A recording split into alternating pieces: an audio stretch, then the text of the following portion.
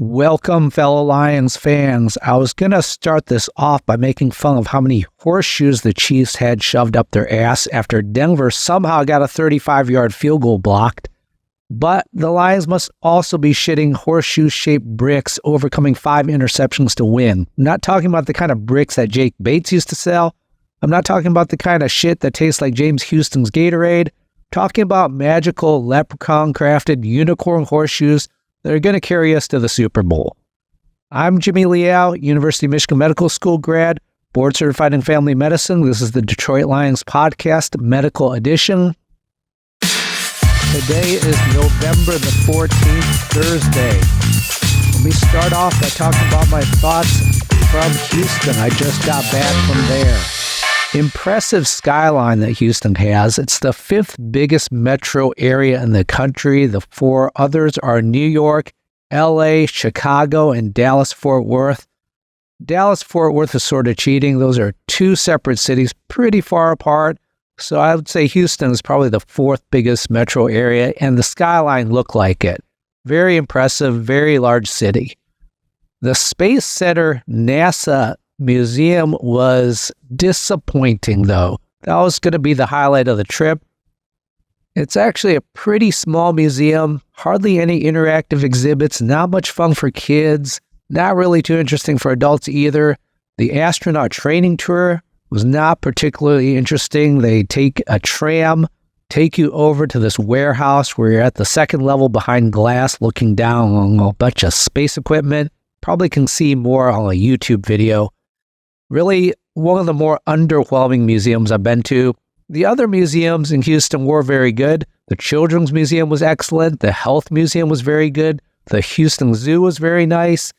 There's this place called the Interactive Aquarium and Adventures, where you get to see and pet a lot of animals.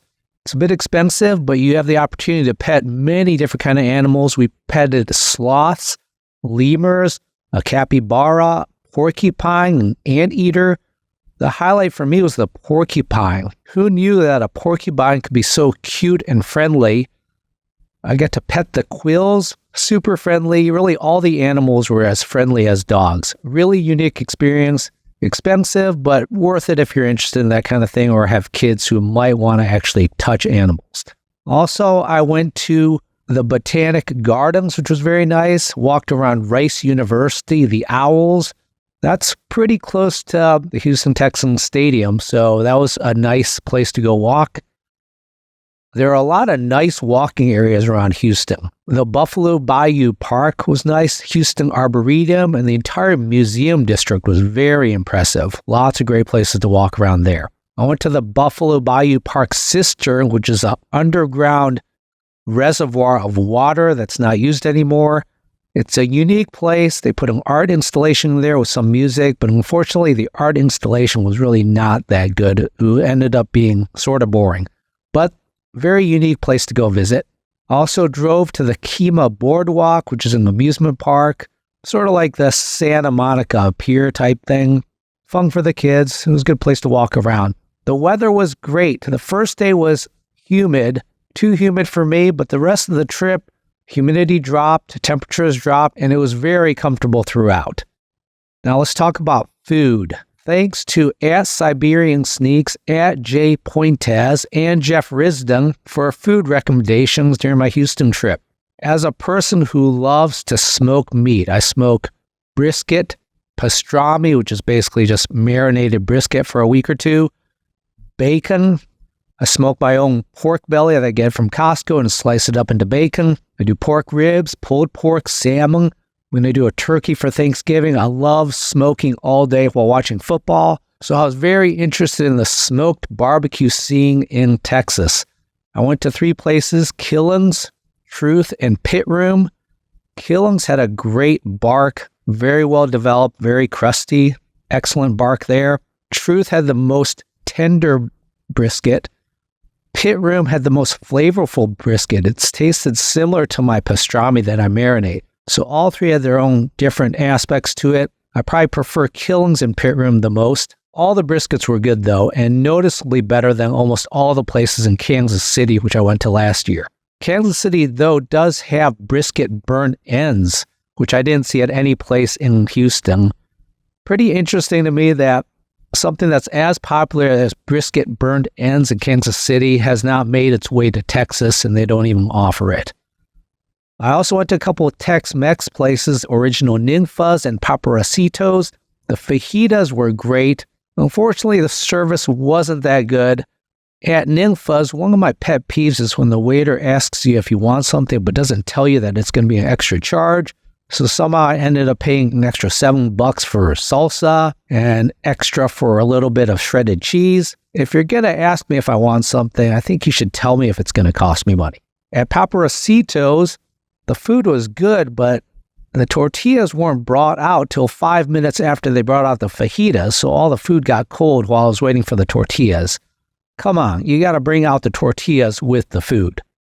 Let's get to the game thoughts now. The stadium looks great from the outside. I like the design, more of a rectangular design as opposed to the traditional oval, dome-shaped stadiums. More of a modern type design. I like it. The Lions helmets look much shinier and sparklier in person than they do on TV, where they look sort of dull and matte and gray. Much nicer in person. The Texans' battle red helmets look great. Mirrored red chrome. Loved it. My question was, what happened to the NFL color rush? I really missed those days. That went away a few years ago. Really enjoyed the color rush era. This would have been a perfect game for it with the Texans battle red and the Lions full-on Honolulu blue and their blue chrome helmets that they introduced this year. Maybe some colorblind people had an issue with the color rush games, but this game would have been perfect for that. The retractable roof at the stadium was very cool. It opens quite wide, so you do get the feel of an open stadium, although it's not quite an open stadium. You still have 4 walls, and you do have a lid covering most of the outside of it. So certainly not as open as a permanently open stadium, but it's nice to see the sky, feel the fresh air. I got to see the fireworks. It's only the second time the Texans Stadium has been open since 2021. And it was a good thing that there was no wind in the weather for those Jake Bates kicks. The weather was very temperate, very cool, very nice weather. Great that there was no wind, because any amount of wind could have caused one of those Jake Bates kicks to hit the upright. At the game where I was sitting, I had a terrible angle for both of those kicks. I thought they had gone straight down the middle. I wasn't stressed at all, unlike you guys who were watching it on TV. The offensive line looked pretty rough throughout the game. Goff looked like he was under pressure all game, not comfortable at all. The running game also looked like it was getting stuffed a lot with 1 or 2 free rushers coming in all the time. Hard to blame the interceptions on Goff with how much pressure he was in. I think he actually only threw 3 interceptions because one was a strip sack fumble that they counted as an INT, and one was a Hail Mary, which really shouldn't count as an interception. The game reminded me of Ty Detmer's 7 interception game. So I went back and looked up that game. That was in September the 23rd, 2001. Final score was Cleveland Browns 24, Lions 14. The leading receiver that game was Johnny Morton, 6 receptions, 100 yards. The second leading receiver was Corey Schlesinger with 37 yards. Jermaine Crowell was third with 34 yards. I still remember having high hopes for Jermaine Crowell and Charlie Batch leading us to big things. Fortunately, that didn't happen. Our leading rusher of that game was James Stewart, 71 yards. Remember, he was the guy that the Lions got to replace Barry Sanders. On defense, leading tackler was Sean Rogers. We also had Stephen Boyd. Robert Porsche was still playing at that time. Todd Light, Tracy Scroggins, Ron Rice, Luther Ellis, whose son is now playing in the NFL, Alan Aldridge, couple first-rounders, Chris Claiborne and Terry Fair. Neither of those guys really panned out for us. Brings back memories looking at the box score of that game. Back to the Houston Texans game, I was sitting about the 10-yard line.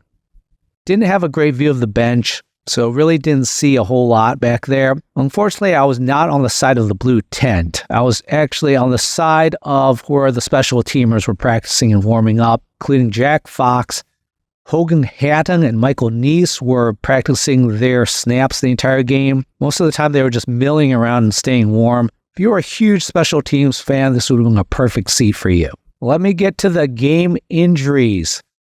One thing I saw at the game that did not show up on TV was Graham Glasgow on the very first drive landed on his head and got up shaking his head, which is worrisome for a concussion. A lot of guys who have concussions will get up shaking their heads or grabbing at their face masks. This was not shown on TV. Fortunately, looked like he was fine the rest of the game, and there's been no concussion diagnosis since. On TV review, I saw Carlton Davis in the third quarter got kneed hard in the back of the right lower leg. He limped off the field, likely a contusion as he did return to play. Direct impact to that area can be very dangerous, though. We saw this with Aiden Hutchinson's tib fib. Fortunately, Davis did not have any serious injury there, but it could have been a lot worse. Ali McNeil appeared to be having right TMJ symptoms. That's the temporal mandibular joint in the third quarter. I reviewed the video of the play as well as the entire previous plays of the drive as well as the previous drive. Didn't see any trauma to his jaw area. Didn't see any hard hits. Hard to say what caused that TMJ symptoms. Possibly he just bit down really hard and injured that joint, which can cause a TMJ issue. He was able to return to the game and should be fine going forward. Lots of different things can cause TMJ pain, like dental cavities, muscle clenching, as I mentioned, trauma to the area, a sinus infection, a salivary gland disorder, nerve issues. TMJ can be caused by many, many different things, most likely with McNeil probably just biting down accidentally hard, causing a spraying of that TMJ joint. Prognosis, most TMJ pains will resolve on their own without any significant treatment. He was able to return to the game, should be fine going forward. If he has continued pain, you can inject that joint, which is an option to relieve pain and inflammation. Terrion Arnold on the Lions' final defensive play had his right ankle area banged around a couple of times. He limped heavily coming off the field. It's good that he was unlisted on the initial injury report, so likely just a contusion for him.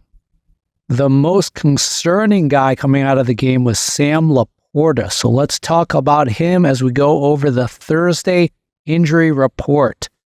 Lions are favored by 14 points, the biggest spread in the NFL this year. They opened at 12.5, so there's been some pretty big line movement towards the Lions already. Not sure which injuries might have explained that, although the Jaguars' skill positions are all pretty banged up. Let's get to Sam Laporta. Third quarter, left AC joint sprain as he landed hard on the ground with it, aka a shoulder separation. He played the next two plays, which were the touchdown and the two-point conversion, then he left the game permanently. I didn't even know he got injured until after the game. Didn't see him leave the field, didn't see any issues at the game. I got some tweets afterwards saying, what's going on with Laporta? That's when I found out that he actually got hurt. AC joints are generally not that big of a deal, especially a mild one, which is what it sounds like.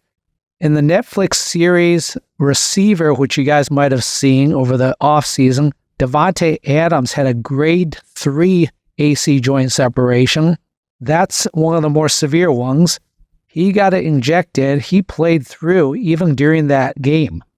George Kittle also got an injection for an AC joint during the playoffs and played with that.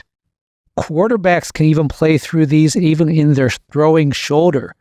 Severe ones, you might get surgery like Matthew Stafford had early in his career, and Trevor Lawrence, who the Jaguars quarterback, who we're not going to see, he's considering getting AC joint surgery as well. So the question with Sam Laporta, is he going to play? Is he going to be out? He's got 2 NPs now, both Wednesday and Thursday, which means he's almost certainly out for this weekend. I think he could play if he wanted to, if he needed to, if this is the playoffs, or if it's a very important regular season game, he'd play. Since this is a pretty unimportant regular season game against an AFC opponent where we're favored by 14, they're going to sit him likely for strategic reasons. So let's talk about game strategy. I love talking about game strategy and thinking about it as it relates to football as you go through a game and as you go through a season. We're 8-1. Our mathematical probability of making the playoffs is 99% or more at this point.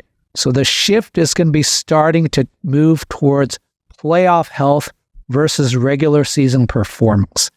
Giving guys a game or two off for minor issues or even no issues might be a smart thing to do as we try to stay healthy and stay fresh and stay rested for the playoffs.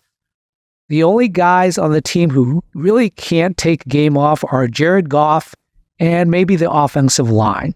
Although Taylor Decker, that might have been part of the thinking with him taking a game off last game. The O-line, you don't want to give him games off for no good reason because you don't want to get Jared Goff killed. Taking a game or two off has multiple benefits. You get rest, you get healing, but importantly, you also get risk reduction. When you don't play, you're not going to get hurt. For example, if Aiden Hutchinson had taken that game off, or maybe during that game, decrease the snaps from 90% to 80% or 70%, he might not have played that one play that he broke his tib fib. That was a fluky play. If he doesn't play that play, he's probably still with us. So load management has multiple benefits. Giving Sam Laporta a game or two off increases the likelihood he's going to be healthy for the playoffs. Keep an eye on this as we go forward into the rest of the regular season. You may notice guys with minor injuries just get a game off, and that might be the reasoning. Back to Sam Laporta. He's been a little bit banged up this year. He had a hamstring issue in preseason, a right low ankle sprain in week 3. I'm suspecting a right knee hyperextension in week 7, and now a left AC joint in week 10. So taking a game or two off might benefit all those previous injuries as well. That's the deal with Laporta. He'll be out this week, probably 50-50 whether he plays next week against the Colts, another weak AFC opponent. Moving on to Taylor Decker, we got some news with him this week as he spoke to the media. He gave some specifics about his shoulder issue. He injured it in practice last week. It was a rotator cuff strain. Decker also said his chest injury from a couple weeks ago was actually a pec strain. Interesting that they listed it as a chest and not as a pec, but now we have confirmation about the specifics there. Pec strain, similar to what Frank Ragnow dealt with earlier in the year. Decker, on Wednesday, had a LP, Thursday FP, which means he's on track to play this weekend. No significant concerns with him. He does have a history of shoulder labrum surgery in 2017. Decker did say it was the same shoulder that you heard last week as he had surgery on 2017. Probably unrelated issue there. Decker is important because he's one of the 5 critical players on the team. Number 1 is Jared Goff. We lost number 2 with Aiden Hutchinson. The other 3, in my opinion, Amon-Ra, because of how reliable and how much of a chain mover he is on our offense, and both offensive tackles, Decker and Sewell. The reason the offensive tackles are there is because of how important the position is, as well as how unreliable and how unproven our backups are. Although Dan Skipper did perform better than I expected last game, he's been shaky in the past, so it was good to see him have a fairly solid outing against the Texans. That does make me feel a little bit better going forward in case we lose Decker or Sewell. But I would still consider it a very critical loss if we lost either of those offensive tackles. Next on the list is Malcolm Rodriguez. He had 2 straight weeks of NPs, no practices, missed 2 games, LP on Wednesday, FP on Thursday. He had that pretty scary looking left ankle sprain where somebody dove at his ankle. Could have been a severe high ankle sprain or a fracture, but turns out to be just a more mild ankle sprain. With the FP on Thursday, he's on track to be available. We got 3 guys on the 21-day practice window still. Broderick Martin, another FP due to his right knee hyperextension. Ifeatu Melifonwu, suspecting he has Achilles tendonitis. He dropped down to a LP, which is unusual during that 21-day practice window. That's a little bit concerning. Achilles tendonitis with Melifonwu, that's something that can get aggravated fairly easily, can have an uncertain, unreliable timeline, as we saw with Christian McCaffrey. That LP is not a good sign. Hopefully he gets back up to an FP on Friday. Emmanuel Mosley, 2 FPs this week, Wednesday and Thursday, so good news there. I would not expect Martin, Melifonwu, or Mosley to play in this game against the Jaguars. Expect them to use up their entire 21-day practice window before moving to the active roster. Broderick Martin should be moved to the active roster early next week. Melifonwu and Mosley, as long as they don't have setbacks, should be moved to the active roster right before Thanksgiving.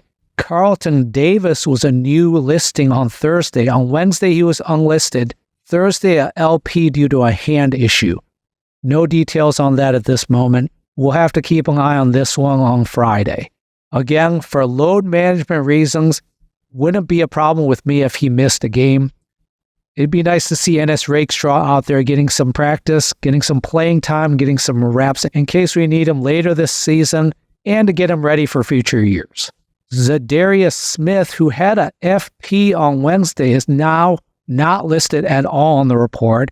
He was listed as a personal day. Remember, he got a personal bye week last game because he hasn't had a bye week yet this year. He'll be fine for this game as he makes his first Lions appearance. Now let's talk about a couple guys who got some updates about their health status over this past week. Derek Barnes spoke to the media this week and gave specifics about what happened with him. He hurt himself September the 22nd, about 2 months ago in the Arizona game. This week he said he had right MCL and PCL surgery. So now we know the diagnosis. He also gave a quote, which was, "I didn't know I was going to be able to ride the bike today. Got on the bike, a little bit of walking inside the water, which was good for me, and my legs been super stiff, and today is the first day I felt kind of normal. It's been pretty well." On X, Byron Henry asked, any chance that Barnes could be back for the Super Bowl? Without an OR report, an operating room report, impossible to say.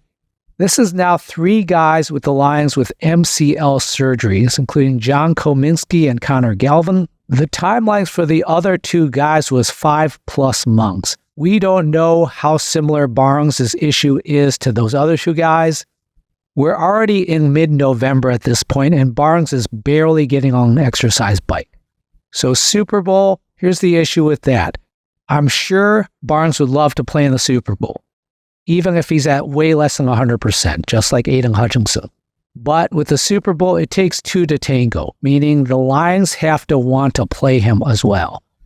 Derek Barnes is not Aiden Hutchinson. He's not that elite level player, and he may not even be with the team in the future. Barnes is an unrestricted free agent after this year, whereas Hutchinson's got at least 2 years, and we're probably going to extend him in the offseason. He'll probably be with the team for another 5 to 10 years. If Barnes wants to have any chance of playing in the Super Bowl, he needs to get close to 100%, probably at least 3 weeks prior to the Super Bowl. Again, we're in mid-November already. He's barely getting on an exercise bike. He would need to get his 21-day practice window started in early January. Is that possible? It seems unlikely at this point. Derek Barnes at 70% is probably not much difference than one of our current guys at 100%, who we would have been riding the entire season into the playoffs and into the Super Bowl. So it's unlikely the Lions would make an exception for him to play like the Lions would definitely do for Aiden Hutchinson. Another guy who got updates this past week was Jalen Reeves-Mabel. He was put on IR over the weekend with his neck. His injury on video looked like a shoulder issue, and I believe the initial report during the game was a shoulder issue. It looked like a possible shoulder subluxation, which is a transient or temporary dislocation of the shoulder, the way his arm got pulled as he was falling. How is it possible that he has a neck issue and is on IR at this point? Well, there are 3 possibilities, I think. Number 1, maybe it wasn't a shoulder issue. Maybe he had a stinger. Stingers are usually a brachial plexus injury, which is around the armpit, but sometimes they're a spinal issue that is impinging on a nerve. Maybe they found a spine impingement issue. A second possibility is maybe they were evaluating the shoulder with imaging, but incidentally found something in the neck. That can happen sometimes. Sometimes you're doing labs, sometimes you're doing imaging, and you see things that you weren't necessarily looking for. Another possibility is the injury may have been completely unrelated to the shoulder issue seen on video. Maybe he got hurt on a different play. Whatever the reason, we don't have specifics about the neck issue right now. He's been put on IR, so he's out at least 4 games. Hopefully this is not some serious spinal issue. A guy who's been getting healthier is James Houston. He's been getting a lot more playing time the past couple weeks. Still only 16 defensive snaps last week against the Texans, though. He did pick up a sack and a nice pressure with an outside rush, which we haven't really seen so far this year. He clearly has the most speed and burst of any of our defensive ends, which is how he got that sack in the first place. He's got a burst. He's got a speed that quarterbacks don't really expect. None of our other guys can really do that. Maybe Zadarius Smith can. I'm glad the coaches are giving him a little bit more opportunity to get some playing time. He can provide something our other defensive ends can't, and the other team may not be expected. Moving now to the Jaguars' very long list of players on their report. Tank Bigsby, their number 1 running back, with an ankle NP Wednesday and Thursday. He's their number 1 running back with 519 yards this year. He's been having an ankle issue the past 2 or 3 weeks and did aggravate it last game. With 2 NPs, I'm suspecting he'll probably be out for our game, which would mean Travis Etienne, their second running back, who has 298 yards on the year, probably will take the bulk of the carries. Tyson Campbell, a cornerback with a shoulder, 2 LPs. Ezra Cleveland, guard, an ankle, 2 LPs. Gabe Davis, wide receiver, shoulder, 2 LPs. D'Ernest Johnson, running back, hamstring with 2 LPs. Blake Hance, offensive lineman, knee, 2 LPs. Josh Hines-Allen, their star defensive end, with a shoulder, 2 LPs. That's one to watch. Trevor Lawrence, their quarterback, he's going to be out with a left AC joint sprain. This will be the second game he'll have missed for this. Last game, Mac Jones filled in, who was 14 for 22 for 111 yards against the Vikings. Brandon Scherff, guard, 2 LPs with a knee. Mason Smith, defensive tackle, 2 LPs with an ankle. Brian Thomas, their number 1 wide receiver, he hurt his ribs 2 weeks ago. Still on the report with 2 LPs. He hasn't missed a game, though, so I would expect him to continue to play on Sunday. Daniel Thomas, safety, hamstring with 2 LPs. Keelan Robinson, running back, with a toe with 2 FPs. Notably absent off the report is Christian Kirk, their second leading wide receiver, who's on IR with a clavicle fracture, suffered 2 weeks ago. All right, that's it for today. Enjoy the game Sunday. Lions with the biggest spread in the NFL this year, 14-point favorites. Hopefully we can build a big lead like we've done a couple times this year and get some of our guys some rest in the 3rd and 4th quarters. Thanks for listening.